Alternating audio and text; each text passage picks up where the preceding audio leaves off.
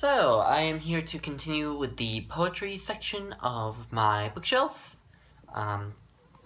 First, here is the Anchor Book of Chinese Poetry, edited by Tony Barnstone and Chu Ping, and translated by various. This was a really nice anthology. It has two introductory essays, a preface and an introduction. One about the process of translating the poetry, in particular Chinese poetry, and the other one about Chinese poetic forms. So those were really interesting and informative. And then it's divided into sections by dynasty, by the ruling dynasty in China, and there's short introductions to each of those dynasties and kind of the history of what was going on, a brief, obviously, history of what was going on in each dynasty, and also, before each poet gives a brief bio, and sometimes a bit of a kind of rundown of some major themes of their work, sometimes for the more major ones, but not for everyone. But for everyone, it does give a little bit of a bio, and yeah, for those, I really, really loved this. The poems themselves were hit or miss. Obviously enough hits that I'm keeping it, and did do a fair amount of starring and underlining. You can see there. So yeah, but the essays were kind of the prose parts of this collection of poetry were the major highlights for me. But yeah, definitely worth it. Next is Matsuo Basho. I actually don't know if this is the complete of his haiku, but it could be, because I mean haiku are tiny, so that could literally be all the haiku he wrote. But anyway, yeah, haiku, easy to read, relaxing for me, and yeah, I mean, you can't really go wrong with it. So yeah, I read it in like a half hour. Really nice book. Next, from the simple and relaxing to the baffling, I'd say, is the Poetry in English of Samuel Beckett. Some of the early poems, especially the first poem in here, Horoscope, it was so difficult and kind of baffling that I was sort of like, am I really even getting anything out of this? So I sort of ended up not finishing that one. But some of the later ones, I ended up really finding pretty interesting. And yeah, so I did still like this overall. Still some poems that I go back to. And what's cool is for some of the shorter ones in the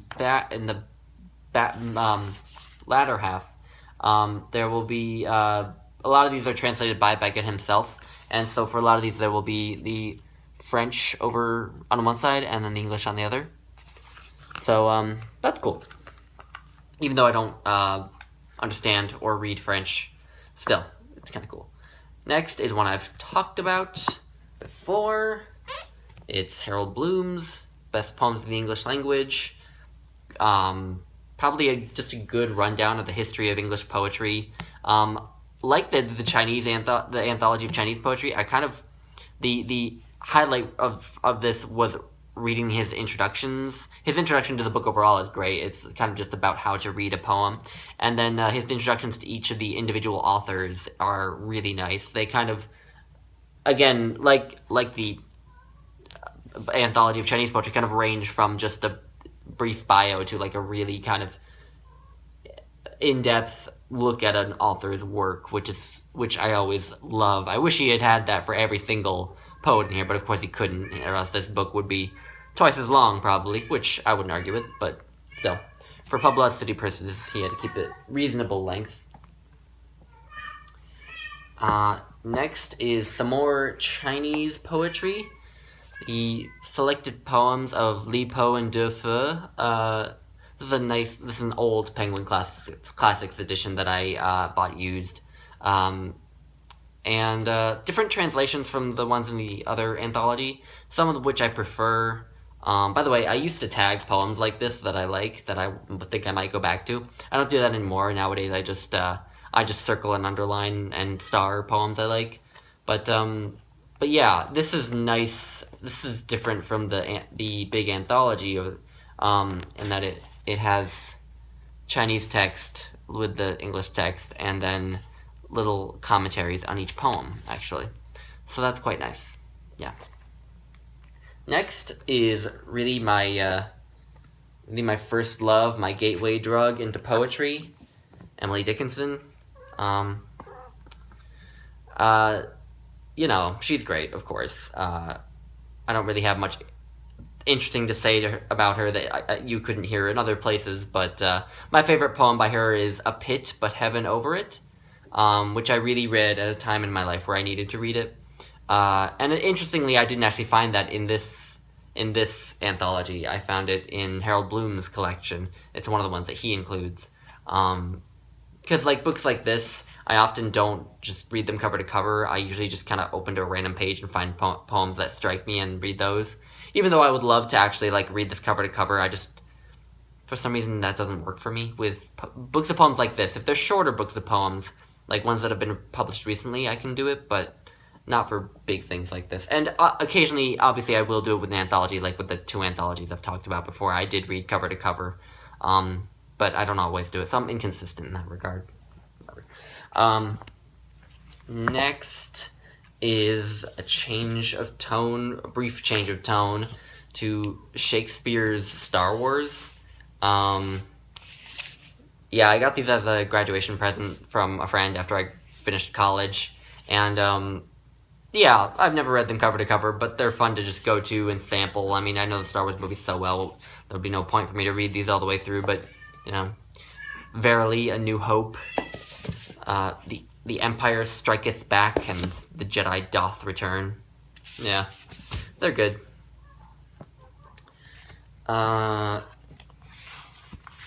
Next, back to a solemn tone, to a volume that tells you absolutely nothing about its content. This is T.S. Eliot. Pretentious as it might sound, I actually really like T.S. Eliot. I really love Proof Rock, Ash Wednesday, The Hollow Men.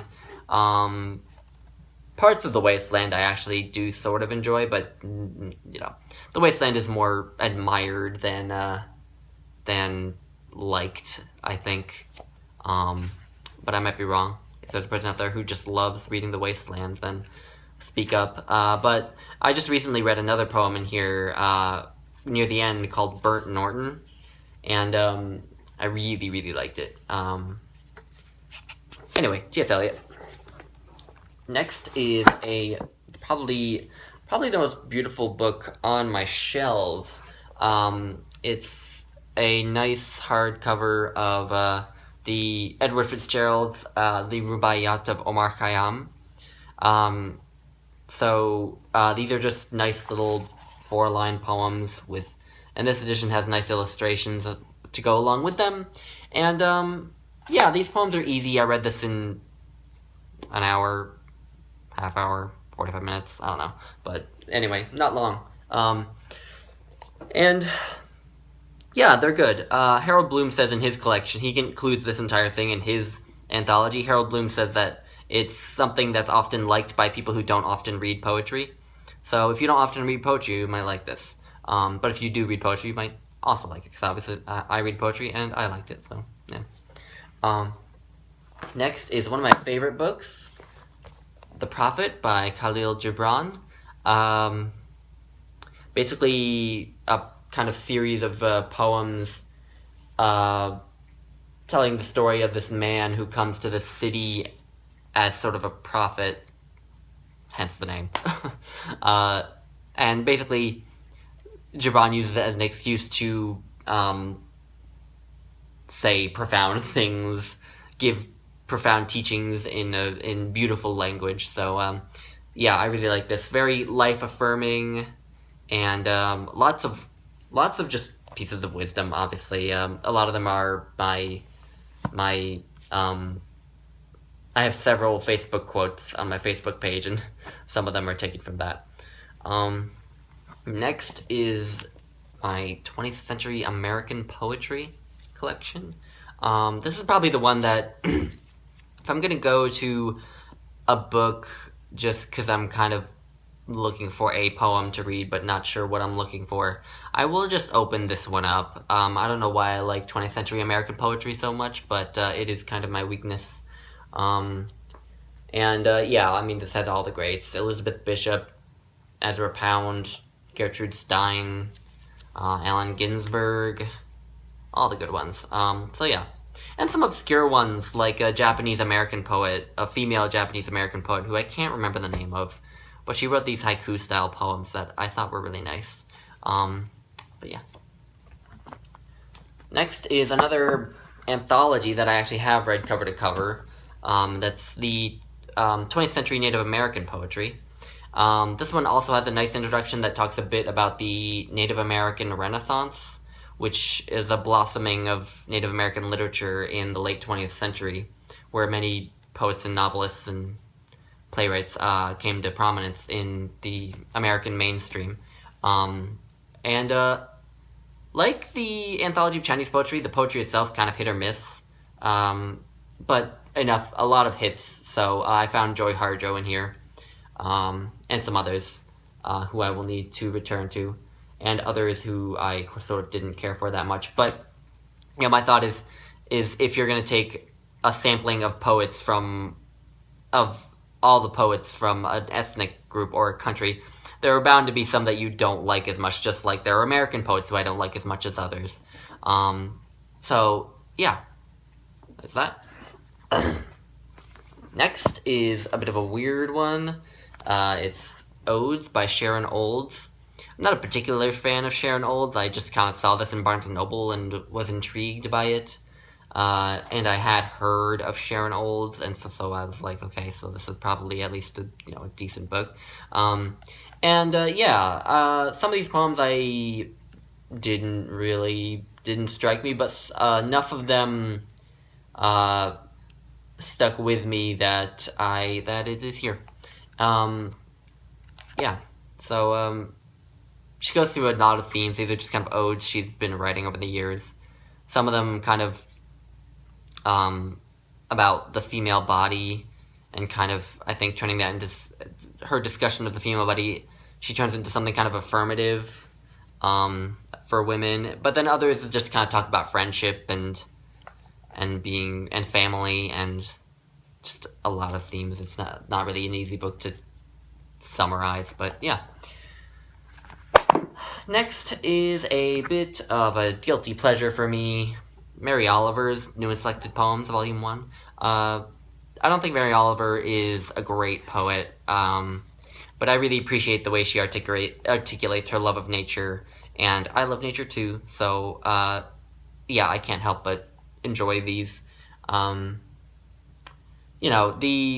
poems The Fish and Wild Geese are probably the two that I return to most. I really like those. That's there. Next is the poetry of Yaroslav Siefert, translated by Ewald Ozers. And Yaroslav Siefert is the only Czech writer to have won the Nobel Prize in Literature, so of course I was drawn to reading him. Some of these poems can be hard to get into because he makes a lot of references to the to people who he knew in the Czech avant-garde art community, and so that can make some of the poems a bit obscure, but the ones that you can get into tend to be really good. I especially still love the one that he wrote kind of in honor of his winning of the Nobel Prize. It's called To Be a Poet, and it's nice. Next to last is the Penguin Book of Zen Poetry. It's beaten up, I got it used, but it's by Chinese and Japanese Zen monks and nuns. A lot of them quite baffling, and that's deliberate. There's supposed to be an aspect of enlightenment that is not really intellectually comprehensible. So these poems are supposed to be manifestations of that, kind of a manifestation of the intuitiveness of enlightenment, so a lot of them you don't read and like get, it's hard to articulate what you get out of them aside from a sense of, I don't know, and that's kind of the point, I guess. So yeah, these are interesting. Obviously I tagged a lot of them, so I found a lot of them intriguing. But yeah, there's some haiku in here too. Matsuo Basho's in here, but other great haiku writers, but obviously much more than just haiku. But anyway, and finally, another collection that will include a lot of haiku, the Penguin Book of Japanese Verse. Again, hit or miss, interestingly, but I guess that makes sense. And interestingly, also, the 20th century is not considered like a high point for Japanese poetry, and yet a lot of my favorite poems from here were from the 20th century, with the 20th century poets. There was one in particular a poem he wrote really stuck with me. Trying to see if I can find him quickly. I think, Tamura Ryuichi, and his poem Three Voices. You can see starts there. I have some stars there, but then this page, all those stars and underlinings. So anyway, I did like this one, and a nice introduction too, and helpful footnotes too. So the footnotes in here were pretty essential, because there's some allusions that you won't get if you don't know some history and some kind of cultural images that are important in Japan. But yeah, that is poetry. So yeah, I hope whoever managed to make it to the end enjoyed it. Thanks for watching. Bye.